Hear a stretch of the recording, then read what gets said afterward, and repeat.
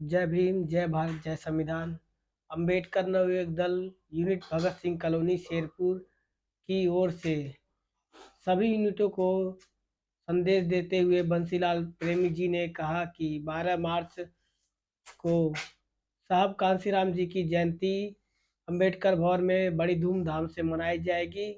और ये भी कहा कि सबसे बड़ा त्यौहार जो 14 अप्रैल बाबा साहेब की जयंती की है, वो हम एक त्योहार के रूप में सेलिब्रेट करेंगे। साथियों, आज अंबेडकर नवयुवक दल यूनिट भगत सिंह कॉलोनी में एक मीटिंग करके एक संदेश भी देने का काम कर रहा है अपने साथियों को, अंबेडकर नवयुवक दल के बाकी यूनिटों को।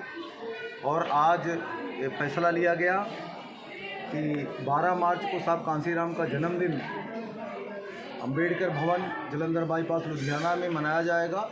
और उसमें समीक्षा के साथ जो 5 तारीख को शोभा यात्रा निकाली गई थी, उसके साथ उस दिन बड़ी पैमाने पर सारी यूनिटों से लोग जो तैयारी हो रही है अभी से शुरू हो गई है 14 अप्रैल की तैयारी को लेकर के कि बाबा साहब अंबेडकर का जो जन्मदिन है वो जैसे हमारे महापुरुष दूसरे लोग एंजॉय किया करते हैं, एक त्यौहार की तरह मनाते हैं, अंबेडकर नवयुवक दल बड़े पैमाने पर त्यौहार के रूप में मनाएगा।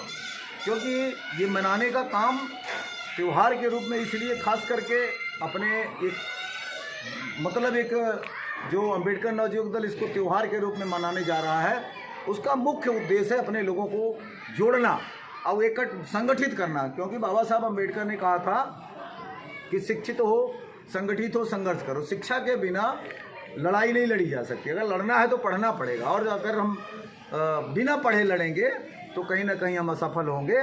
तो उस रास्ते को कवर करके और आगे बढ़ने का काम 14 अप्रैल की शोभा यात्रा शांति, सद्भाव और भाईचारे का संदेश देगी, जो पूरे पंजाब ही नहीं पूरे भारत में कहीं ना कहीं इसका संदेश जाएगा। और जो 14 अप्रैल की परम पूज्य बाबा साहब अंबेडकर की शोभा यात्रा एक ऐतिहासिक शोभा यात्रा होगी, जो पंजाब की सबसे बड़ी शोभा यात्रा होगी।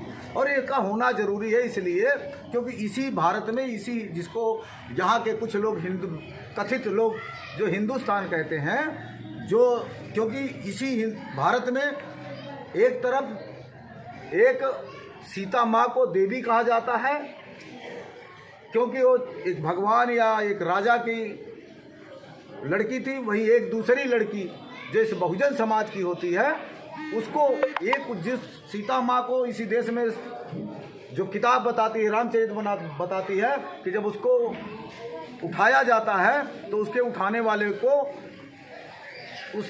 वाले को मार दिया जाता है प्रतीक के रूप में। आज भी हर साल उसका पुतला फूंका जाता है और उसकी लंका जला दी जाती है।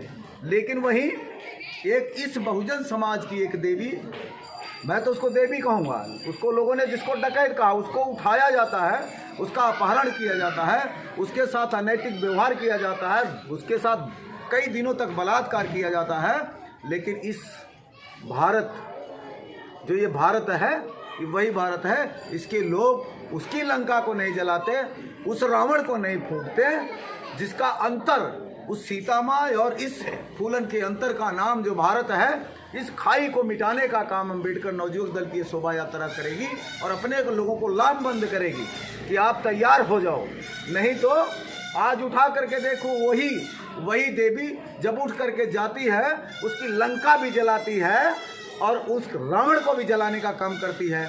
तो उसको देवी नहीं कहा जाता, उसको देवी माता का नहीं दर्जा दिया जाता, उसको डकैत का दर्जा दिया जाता है। तो इस जो दर्जे को ये ख़त्म करने का काम, ये शोभा यात्रा के माध्यम से भाईचारा बनाने का काम, सद्भाव पैदा करने का काम, प्रेम पैदा करने का काम, और ये बताने का काम कि बहन बेटी किसी की हो वो हमारी है।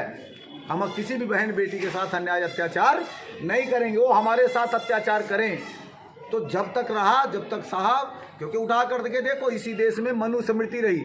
मनुस्मृति में किसी बहन बेटी को किसी मठ का मठाधीश नहीं बनाएगा, किसी मंदिर का मुखिया नहीं बनाएगा, किसी बड़े उठा करके देखे जो धार्मिक स्थल हैं उनको नहीं बनाया गया। लेकिन वहीं एक भारत का संविधान आया, उस भारत के संविधान में देश का प्रधानमंत्री, देश के टीचर से लेकर झाड़ू वाले से लेकर के मैनेजमेंट की कुर्सी तक पहुंचाने का काम इसी भारत का जो का संविधान था उसके ठीक उलट आज देश को चलाने का काम भारत की पहली नागरिक देश की राष्ट्रपति द्रौपदी मुर्मू बाबा साहब के संविधान की बदौलत हुई। अगर मनु संविधान होता तो शायद वो कहीं किसी के घर में झाड़ू पोछा भी नहीं कर सकती थी, क्योंकि अनटचेबल थी, उसको तो छुआ भी नहीं जा सकता था।